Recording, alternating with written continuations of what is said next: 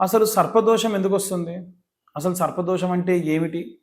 రాహువు కేతువుకి మధ్యలో 4 గ్రహాల కంటే ఎక్కువ గ్రహాలు చిక్కుకొని, అది కూడా రాహువు 1వ స్థానంలో ఉన్న, 2వ స్థానంలో ఉన్న లగ్నం నుంచి 3, 4, 5, 6 ఇలా 12 స్థానాల్లో ఎక్కడ సంచారం చేసినా ఒక్కొక్క లగ్నాన్ని బట్టి ఒక్కొక్క దోషముగా మనము పరిగణలోకి తీసుకోవడం జరుగుతుంది.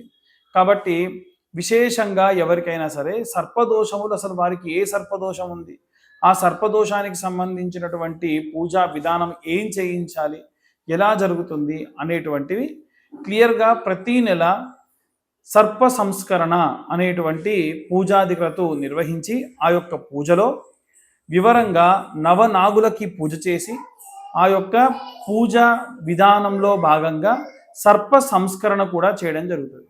కాబట్టి ఎవరైనా సరే వారి యొక్క సర్పదోష కాలసర్పదోషం పోగొట్టుకోవాలనుకుంటే ఈ యొక్క సర్ప సంస్కరణ అనేటువంటి పూజలో పాల్గొని సంపూర్ణమైనటువంటి దోష నివారణ పూజ చేయించుకోవచ్చు.